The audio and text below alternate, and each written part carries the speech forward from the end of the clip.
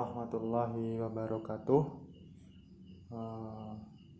Pada kesempatan kali ini saya akan istilahnya menyampaikan sedikit tentang hambatan-hambatan kita untuk beradaptasi ya. Kalau kemarin kan kita sudah belajar mengenai tanggung jawab atas masa depan kita. Salah satunya itu ada tentang adaptasinya. Nah, sekarang ini kita akan membahas halangan atau hambatan kendala dalam kita beradaptasi. Tuh. Nah, tapi sebelum masuk ke situ, saya ingin berpesan kalau cobalah kita tinggalkan lalu kita renungkan. Apa sih yang harus ditinggalkan dan apa yang harus kita renungkan?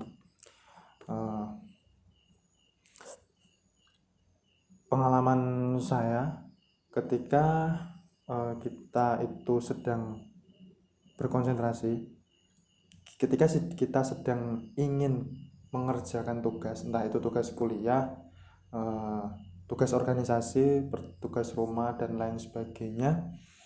Ketika kita sudah membuka laptop kita,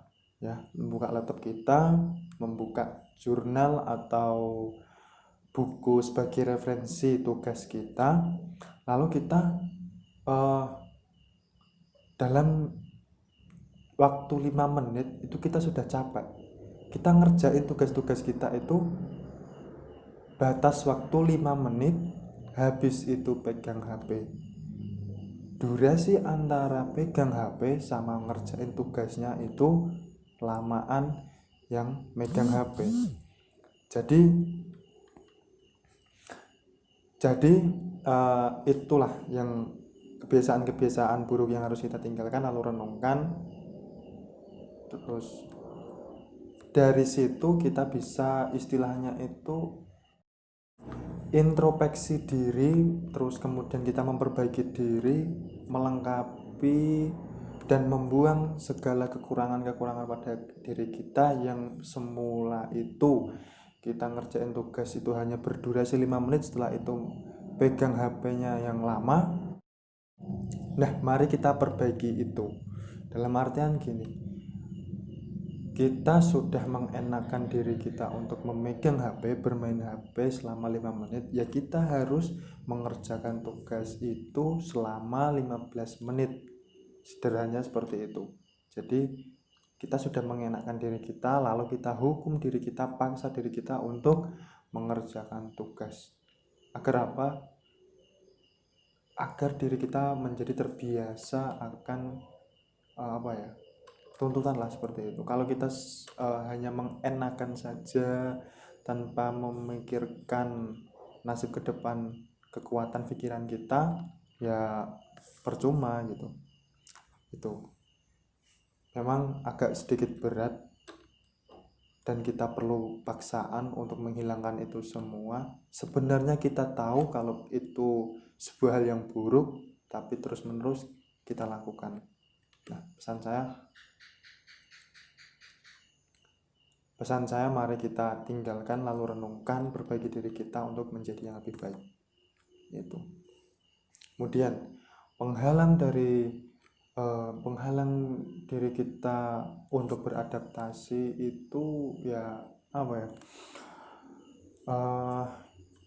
sebenarnya sebelum kita masuk apa saja sih penghalang-penghalangnya, saya memberi prolog sedikit.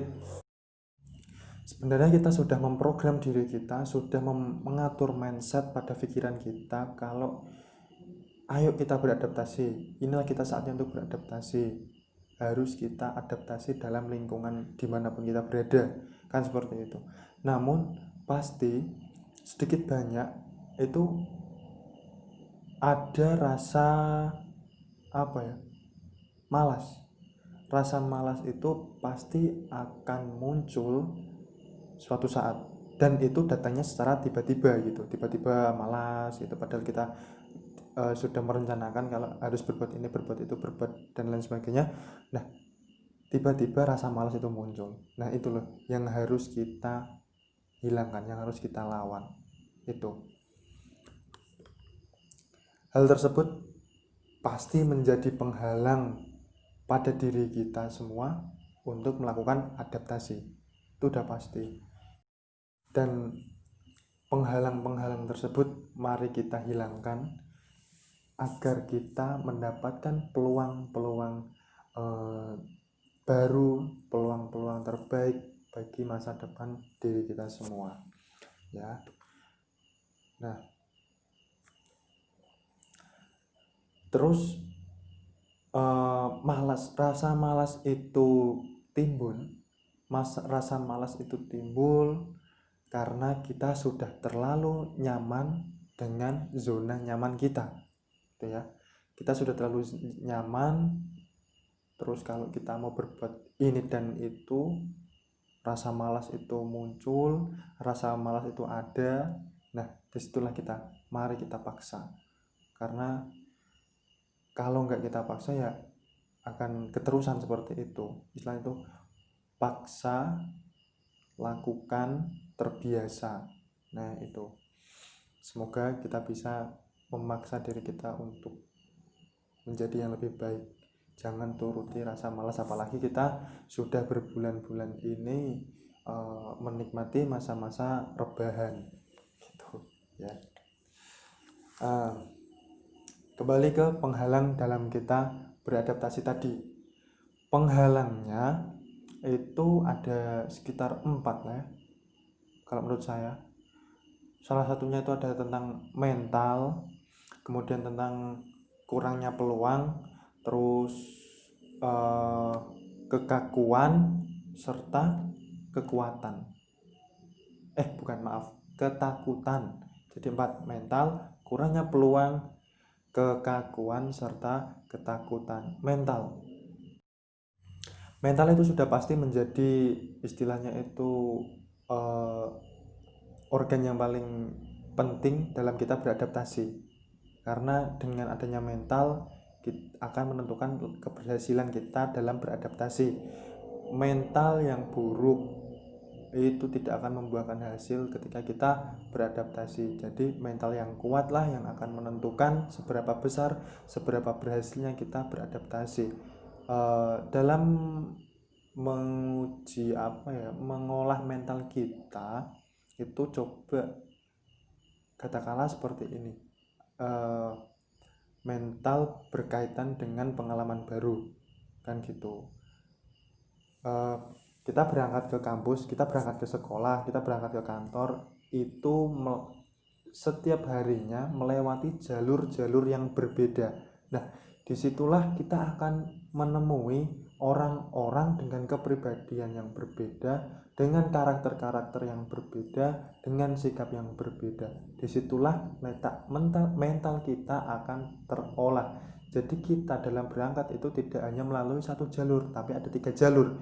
Nah, dalam 3 jalur itulah mental kita akan tergodok, karena kita akan bertemu dengan orang-orang dengan karakter yang berbeda di situ.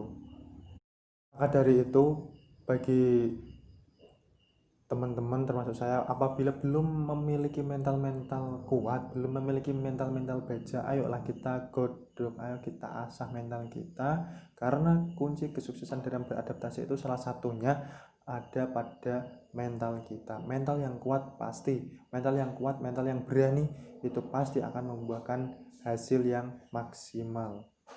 Lanjut ke penghalang yang kedua, yaitu kurangnya peluang. Peluang dalam beradaptasi sebenarnya itu terletak pada lingkungan kita sendiri, ya. Dan itu tersetting pada pikiran kita. Kalau kita anggapannya peluang itu nggak ada, peluang itu tidak ada, ya pasti kita akan geraknya pun beranggapan kalau peluang itu tidak ada. Padahal lingkungan kita peluangnya itu sangat besar sekali, ya, seperti itu. Jadi kurangnya peluang itu kita harus ubah, mindset kita harus berubah, bahwa yang awalnya itu berpikiran bahwa peluang itu kurang, yuk banyak sekali peluang-peluang yang kita bisa memaksimalkan gitu.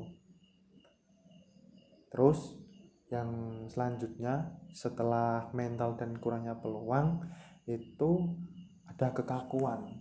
Nah, situ kekakuan itu yang apa istilahnya itu, kekakuan itu hasil dari mental yang tidak ada itu tadi, mental yang kurang, mental yang lemah. Pasti cara berkomunikasinya, cara beradaptasinya itu pasti akan kaku dan gampang grogi. Itu semua bisa dilatih, itu semua bisa diasah dengan kebiasaan berinteraksi dengan orang yang ada di atas kita, orang yang setara dengan kita, orang yang di bawah kita secara umur, secara jabatan, secara tingkatan sosial pun seperti itu. Orang yang cobalah kita bertemu dengan orang-orang yang di atas kita, dengan orang yang di bawah kita, dengan orang yang setara dengan kita, bagaimana cara bicaranya, bagaimana cara interaksinya kita pahami. Disitulah kita mampu dengan beradaptasi. Jadi kita akan nyambung ketika kita ngobrol sama orang yang lebih tua dari kita, orang yang setara dengan kita, orang yang di bawah kita secara umur, secara sosial, tingkatan sosial, kita akan nyambung. Jadi biar obrolan itu tetap ada. Kita sebagai agen of change, sebagai kita agen perubahan, jadi kalau berbicara, berinteraksinya tadi itu tidak hanya tidak dan iya, tapi kita bisa mengimbangi apa yang disampaikan oleh orang yang kita ajak bicara gitu. Ketakutan hubungannya sama dengan mental yang enggak ada, mental yang kurang, itu pasti kalau diajak bertemu dengan orang-orang yang hebat itu pasti minder kalau mentalnya enggak ada. Maka dari itu lawan rasa takut, biasakan kalau masih takut paksa. Itulah yang istilahnya itu penghalang dalam kita melakukan adaptasi itu, biar bisa terhilangkan semua dan nantinya kita menjadi orang yang mampu dan benar-benar mampu beradaptasi di lingkungan kita, dimanapun kita berada ya, dimanapun kita berada. Oke. Belajar retorikanya pada malam hari ini sudah. Dan bagi teman-teman semua yang sedang menjalani masa kuliah tapi di rumah, tetap jaga kondisi, tetap jaga kestabilan dalam berbicara, belajar terus, agar nantinya kalau kita menjelaskan secara offline itu enggak belepotan. Jadi yuk belajar menjelaskan. Oke, cukup sekian. Assalamualaikum warahmatullahi wabarakatuh.